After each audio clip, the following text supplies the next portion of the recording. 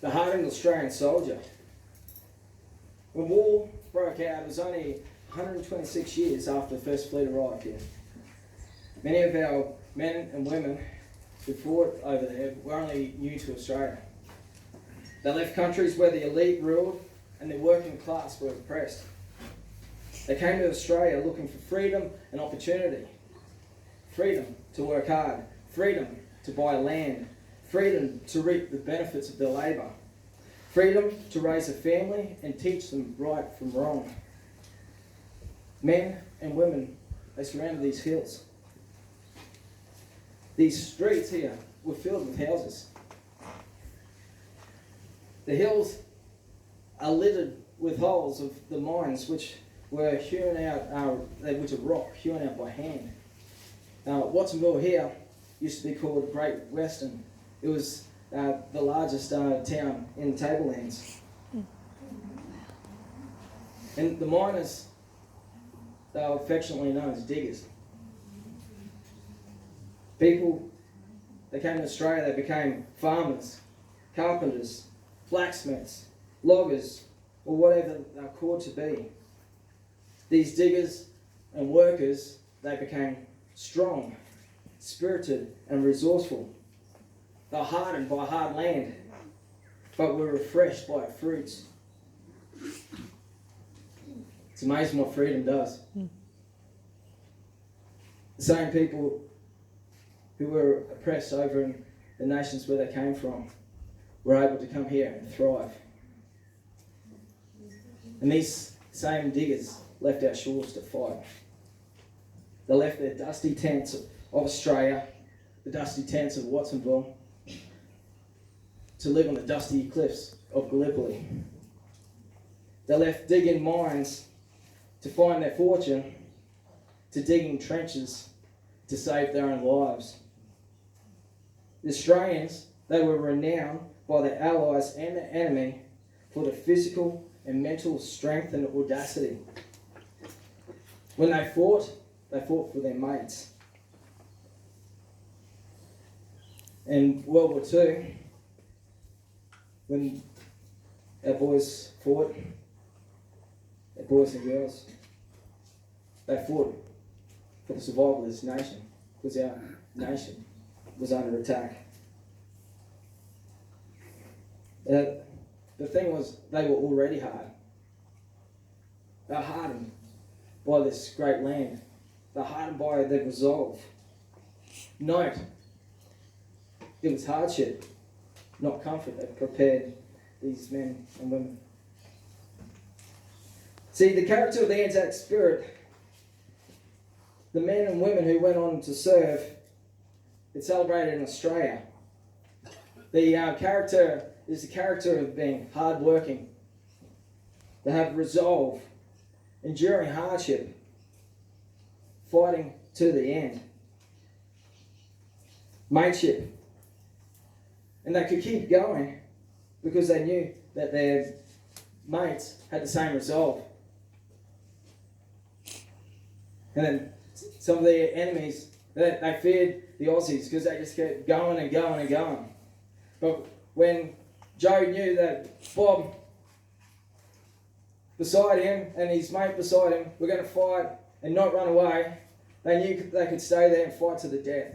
That they were safe to be able to die there with their mates or live to get home. We saw it nurturing, especially through the nurses and their selflessness. Working long hours. And men and women laying down their lives. We saw chivalry, bravery, strength, defenders against aggressors, protectors of the weak. One of you boys bring up little Jacinda, is she awake? Or girls?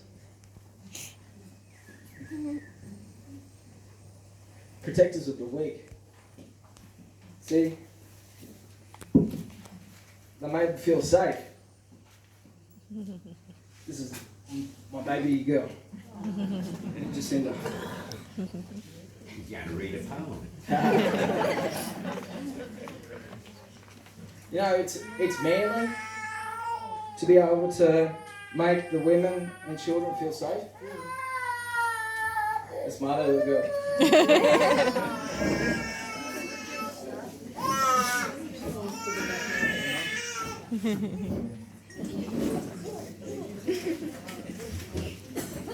You know, it's a good virtue.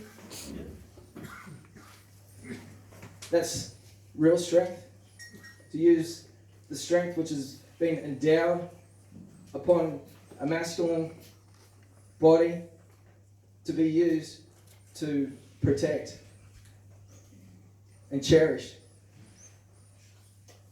And make them feel like they can safely sleep at night and fall asleep in your arms with no fear of the evil that's lurking on the outside.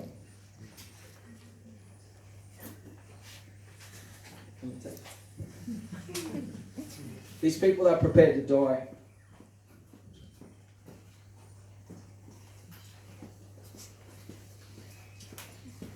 Prepared to die for family. Prepared to die for the mate. Prepared to die for a cause. Prepared to die for a nation. See, World War One and Two, especially World War One and Two, there are times when these values were taught in our nation and they were embraced. Are these values being installed in our children, in our schools today? See, when I signed up, I swore in the Bible.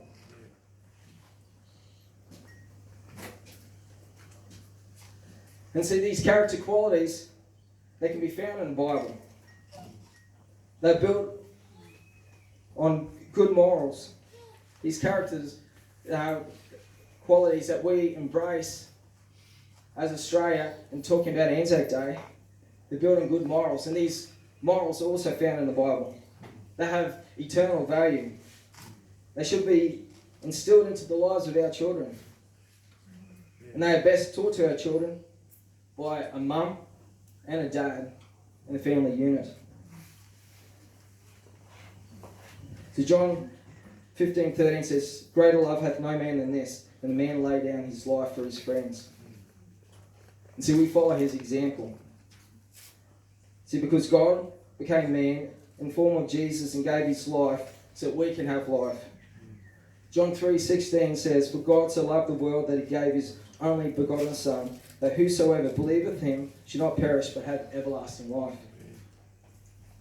So in conclusion, it's these character qualities that have built and thus far have protected our nation. It's these character qualities that we celebrate every year on Anzac Day. I'll give a warning for our future.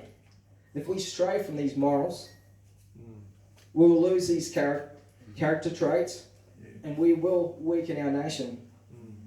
And if our nation is weak, then our enemies can just walk straight in and take it. So what's the way forward? Build your life on godly values.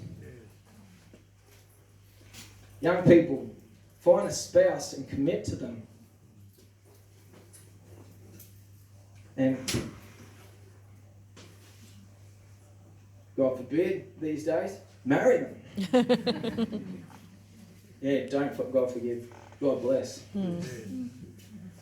Work hard. Support your family and your community. And then have babies. Love them. Nurture them. And most importantly, mum and dad, teach them. Amen. Teach them what is right and what is wrong. Don't leave it up to the schools. The future strength of our nation depends on the character of our children. Are we going to build this in our nation? Are we going to build this in our children? because it's up to us.